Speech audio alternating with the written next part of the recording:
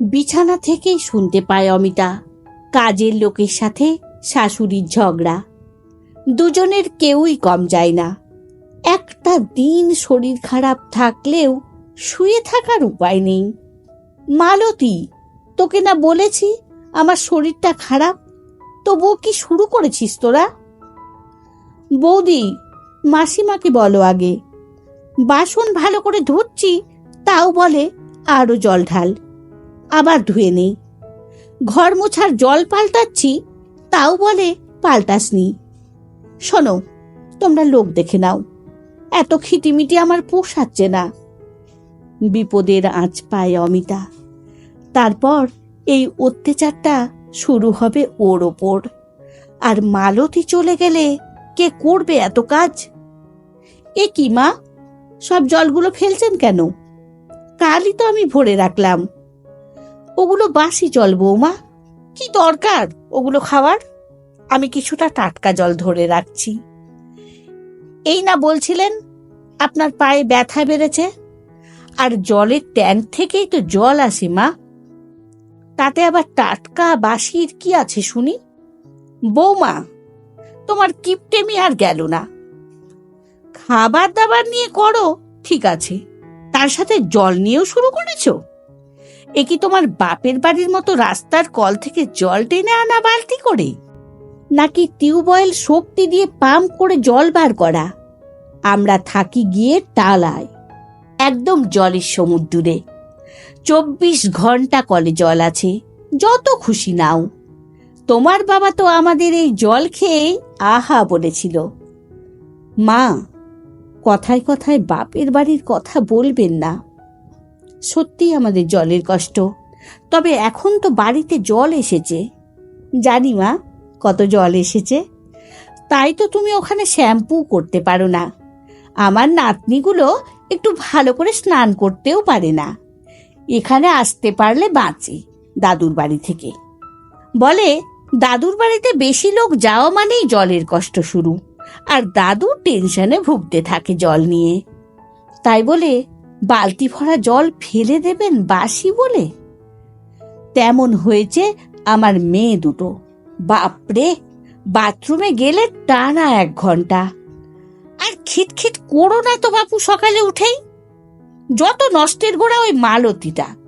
কাজে ফাঁকি দেবে, ভালো করে বাসন ধোবে না, আর বললেই চিৎকার করে মাথা খাবে। ব্যাস, উনি সাধু হলেন, তুমিও ওকেই তো আজ করলে, আর খারাপ হলাম আমি। যত সব। ঘুমের 12টা বাজলো অমিতার, আর কি শরীর আর কে বুঝবে। কাজে লেগে পড়তে হবে এবার। চা বসিয়ে জল খাবারের ব্যবস্থা করতে গিয়ে দেখলো শাশুড়ি মা আবার 1 বালতি জল এনে উঠোনে ঢাললেন। ওদের পুরনো বাড়ি, উনি জল ঢেলে আরেকবার শুদ্ধ করলেন উঠোন, তুলসী তলায় যাবেন বলে। না, এত রোজকার কথা বলে লাভ নেই। মনি, ব্রাশ করছিস, বেসিনের কলটা খুলে রেখেছিস, বন্ধ করে কাজ কর। এই জন্যই ওই বাড়িতে দাদু বলে, দিদি ভাই কল বন্ধ করে মুখ ধোও। মা, এরপর তুমি দাদুর বাড়ি গেলে আমি আর যাব না, দিদিও যাবে না। দাদু দিদা জল নিয়ে বড় খিটখিট করে। চুপ করে যায় অমিতা। মনি আর রিনি কোনো দিনই বুঝবে না কুয়ো থেকে জল টেনে কাজ করার কষ্ট। ওর মায়ের তো কোমরের সমস্যায় হয়ে গেছে এখন। সমানে কলসি করে খাবার জল টানে। ছোটবেলায় বৃষ্টির জল ঘরের ছাদ বেয়ে পড়লেই মা বসিয়ে দিত বালতি আর গামলা। ওই জলেই বাসন মাজা, কাপড় ধোয়ার কাজ হয়ে যেত। ওরা 2 বোন কত শ্যাম্পু করেছে বৃষ্টির জলে, চুল একদম চকচক করত। ওর শাশুড়ির কাছে এইসব গল্প করলেই হেনস্থা হতে হয়। মুখ টিপে হেসে বলে, ওই জন্যই তো বেয়াই মশাই একদম মেয়ের শ্বশুর বাড়ি দেখে দেখে জলের ট্যাঙ্কের কাছেই করেছেন। এরপর বাপের বাড়ি গেলে 5 লিটারের একটা জার ভরে নিয়ে যেও, মানুষটা একটু জল খেয়ে বাঁচবে। তোমাদের জলে চায়ের রঙও তো ভালো হয় না। উনি এমন করে বলেন অমিতাকে, যেন ওনার ছেলের ঘাড়ে জোর করে চাপিয়েছে ওর বাবা। শুনতে শুনতে আজকাল ওর মুখও চলে। বিরক্ত হয় রঞ্জিত। বাড়িতে হয়েছে 4টে মেয়ে, মালতীকে নিয়ে 5 জন।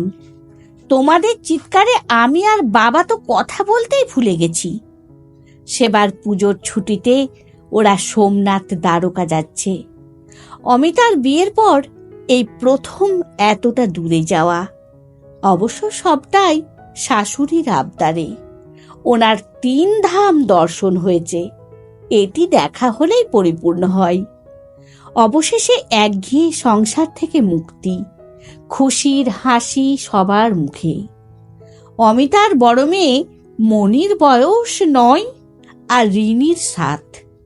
2 মেয়ের ঝক্কি, পড়াশোনা সবই আছে। তবুও শাশুড়ির কথা শুনে হাঁ হয়ে গেল। আমি তো বাপু দ্বারকানাথকে বলবো আমার নাতনিগুলো যেন ভাই ফোঁটা দিতে পারে, সে ব্যবস্থা করো। এর আগে বংশরক্ষার কথা বলতে গিয়ে ছেলের কাছে বকা খেয়ে এখন আবার ঘুরপথে একই কথা বলে। মেয়েদের কাছে সংসার কত কি যে চাই কে জানে। সব ইচ্ছে পূরণ, সব কিছু সামলাবার দায়িত্ব বোধ হয় মেয়েদেরই। ব্যাগ ভর্তি খাবার দাবার গুছিয়েছেন শাশুড়ি মা। ট্রেনের খাবার আবার ওনার চলে না। পেঁয়াজ রসুনের ঠেকার বাতিকও ওনার যথেষ্ট। তার সাথে টালার জল প্রচুর পরিমাণে। আচ্ছা মা, খাবার না হয় তুমি খাবে না, তবে জল এত নিয়েছো যে? এর জন্য যে একটা পুরো ঠেলা গাড়ি ভাড়া করতে হবে। আরে জল ট্রেনে পাওয়া যাবে, কিনে দেব। 6 জন লোকের খাবার জল কতটা লাগবে হিসেব করেছিস 2 দিনের ট্রেনে? খরচও তো হবে। তাছাড়া আমি বাপু টালার জলই খাবো। হাসি পায় অমিতার। এরপর কোন জল খাবেন উনি? বেশ হইচই করে কেটে গেল 2 দিন। এই জন্যই অমিতাকে ভালো লাগে রঞ্জিতের। অমিতার মুখে হাসির রেশটুকুই ওর মধ্যবিত্ত জীবনে এক ফালি রোদ্দুর। সোমনাথ মন্দির দর্শন করে খুব খুশি শাশুড়িমা। সমুদ্রের পাড়ে কি সুন্দর মন্দির আর শিবলিঙ্গ, দেখে মনটা জুড়িয়ে যায়। তবে শুধু বালি আর বালি চারিদিকে, আর স্নানের জলও নোনতা। এ কেমন দেশ মাগো! শ্যাম্পু করেও চুলের আঠা যায় না। কোনো জল খেয়ে যেন শান্তি হয় না ওনার। ছেলে মাকে খুশি করার জন্য ব্যস্ত, কিন্তু কোনো জলই পোষাচ্ছে না ওনার। বাবা গো, তেষ্টা আছে, কিন্তু মন ভরছে না। কবে যে দ্বারকানাথ দর্শন করে বাড়ি ফিরবো।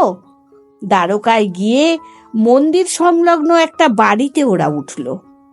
রঞ্জিতের অফিসের একজন খোঁজ দিয়েছিল, ওখান থেকে চট করেই মন্দিরে যাওয়া যায় আরতি দেখতে।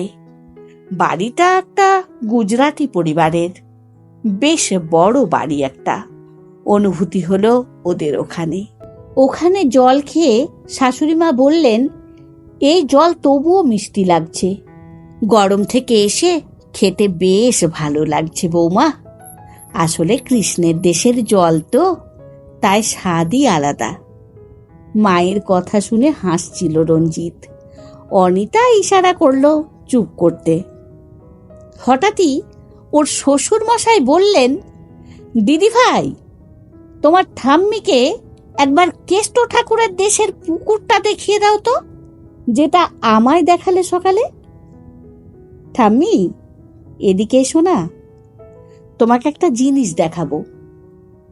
সবটুকু দেখার পর, জানার পর কিছুক্ষণ চুপ করে রইলেন শাশুড়িমা। ছাদের থেকে বৃষ্টির জল জমা হয় সিঁড়ির তলার ট্যাঙ্কে, আর সেই জল পরিশোধিত হয়ে খাওয়ার কাজে ব্যবহার করা হয়। তাহলে কাল থেকে বৃষ্টির জল খাচ্ছেন? তার জন্যই স্নানের জলে নোনতা ভাব থাকলেও খাওয়ার জলটা মিষ্টি লাগছে। এখন আধুনিক ব্যবস্থা হলেও অনেক বাড়িতেই এভাবে বৃষ্টির জল জমিয়ে কাজে লাগানো হয়। মা, কেষ্ট ঠাকুরের জলের ভান্ডার দেখলে তো? এবার থেকে আমাদের টালার বাড়িতেও এমন করে নেব। জলের স্তর নামছে, এরপর আমাদেরও হাহাকার করার দিন আসছে সচেতন না হলে।